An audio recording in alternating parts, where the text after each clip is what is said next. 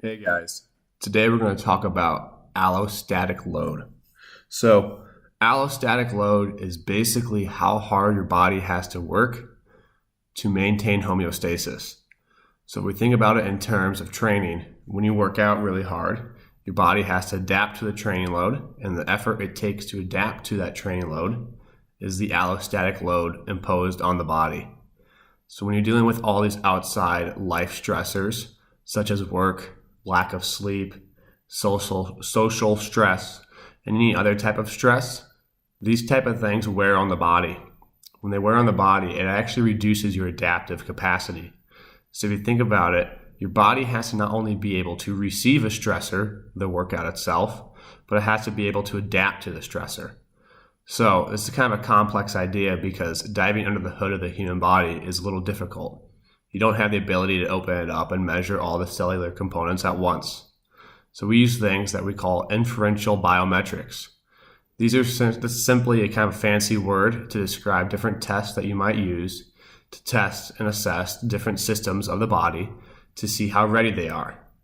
One of those qualities might be neuromuscular performance. This can be done in the form of a jump height, maybe maximal strength or central drive in the form of a hand grip score or a mid-thigh pull. It might be measured and assessed on how attentive someone is by using some sort of reactive device, maybe a finger tapping. Long story short, all these types of tests are used to assess the body and how they are that day. Now, if you think about it in terms of training again, we can say, okay, I trained on day 1 and I have my baseline assessment. Now on day 2, how did my body respond?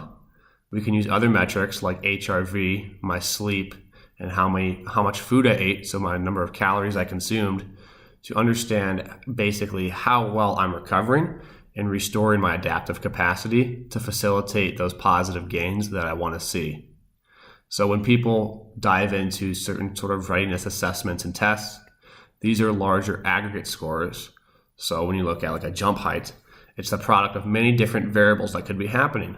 But the reason why we do it is because it's kind of a wide net that might catch certain issues. Now, the importance of it is to not only act acutely, so if it's a large decrement one day to the next, but you also want to act on it longitudinally. You want to see changes over time, and that can help understand and better give you context to how that athlete is adapting.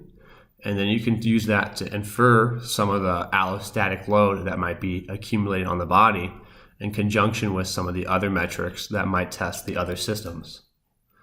That's why I think it's really important to have a wide variety of tests, so you're not limited just to one output as your checks and balance. Instead, you have multiple tests used regularly, say once a week, once a day, maybe just a couple times a month. Depending on your athlete group and size, it might be harder to do a large quantity of tests regularly. But performing these tests and having context behind these tests allow you to better understand not only adaptations and improvements, but act as a red flag. So when something's going wrong, you can have the ability to not only address it proactively, but possibly refer that individual to a certain area or need that can help them improve their not only psychological, social, possibly nutritional performance, but eventually, their athletic performance. So, again, acts as a means to assess the athlete, understand the allostatic load, possibly understand if something is going on. It brings up the question as to why, and then allows you to refer and get the athlete into hands of individuals that know more about a certain topic than you may. Awesome. Thanks for listening, guys. Appreciate it.